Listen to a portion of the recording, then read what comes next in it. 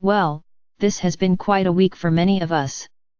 Old patterns of thought and behavior are most certainly coming up to be healed and released for good.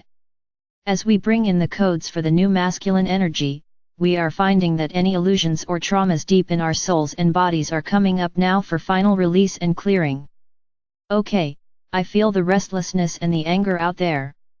So many people write in and say things like, I did my work and why am I still in this unhappy place, or how much longer until I am happy, or what did I do wrong? Well, the answer may be that this is not so much about us as individuals, and it is not something that we can refer to our individual lives. We are a collective, and we have collective planetary trauma to release as well. It is all about water, as Archangel Michael tells me, and the work we are doing to clear and repattern the water on our planet. As Dr. Emoto proved, water transmits feelings and emotions over long distances. It has a communicative intelligence. It has a memory. It holds patterns of trauma as well as radiance, depending on the consciousness of those with whom it connects. Our bodies are 80% water. Feelings and emotions surge through the water consciousness and are transmitted around the planet through the water in our bodies. So, we sometimes receive feelings that we cannot account for. Suddenly, we feel sad or depressed, or angry, or uncomfortable.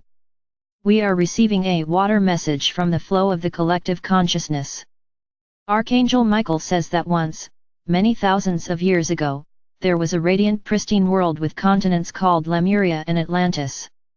It was a first world, where angels in human form first experimented with the idea of creating heaven in this denser dimension of physical manifestation that was planet Earth. To do this, they had to balance fire and water, and density and light. And all went well, and life on Earth was joyous and happy. But, after a while, those who were responsible for holding the balance of energies, let's call them priests and priestesses, became too heavy in themselves and they lost the balance and the ability to hold the balance. They were unable to hold the balance between fire, spirit, and water, collective consciousness. And so, the planetary Merkaba spun out of balance, and the Earth fractured. The continents of Lemuria and Atlantis were lost beneath the waters. It was no one's fault, it was a matter of inexperience among those who worked with the energies. But, the human collective was so traumatized by the disaster that they began to blame themselves and to feel depressed and unworthy, and they began to create stories about sin and anger and punishment to explain why they felt so bad about themselves. And they cut themselves off from the divine source, and saw themselves as separate and lost, and alone. And the memory of this trauma was imprinted in the waters of the planet and coded into the water matrices of the physical body. And, because the wound was never healed in the planetary psyche, it continues to flow through the collective consciousness like a tide of pain and sadness. And because the radiance of the light from source is increasing, as awareness and consciousness once again lift towards an acceptance of human divinity, the old wounds become more evident and plain to see. So, even as we enter into this new cycle of joy and creativity, the water reminds us that we are still releasing such deep sadness and loss. Feelings of unworthiness, loss, fear, and anger that surge through the collective consciousness and seek projection in our lives, so that they can be healed. For thousands of years, the collective has continued to create and recreate from this level of trauma and disaster. It is time to end the trauma cycle by clearing its source within ourselves. So, I asked Archangel Michael, how does one repattern the water on a collective level? Well, here is where personal power becomes a necessity. Each one of us needs to hold clarity, peace, and love within our own being. If we are able to hold these qualities of unconditional source love, and release all feelings of sadness, depression, loss, unworthiness, and disaster, we can repattern the water in our own being to hold the imprint of super radiance or superconsciousness.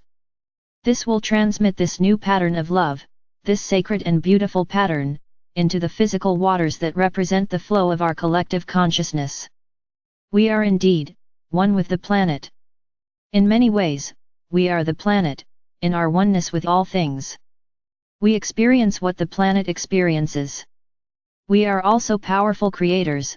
We can repattern these experiences by denying the trauma illusion, and only allowing the love.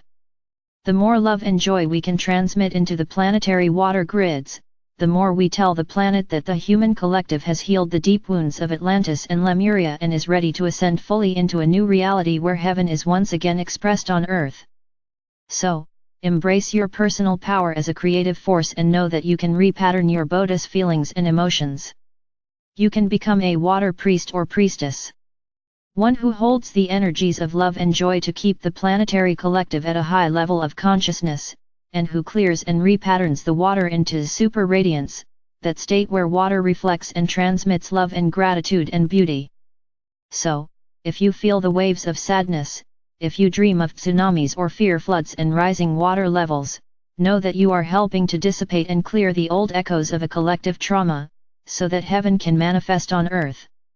This new heaven on Earth will be held, on the energy level, by the newly evolved human angels, who have the power and the strength and the joy, to create heaven on Earth and to hold it in love and peace. It is the time, now.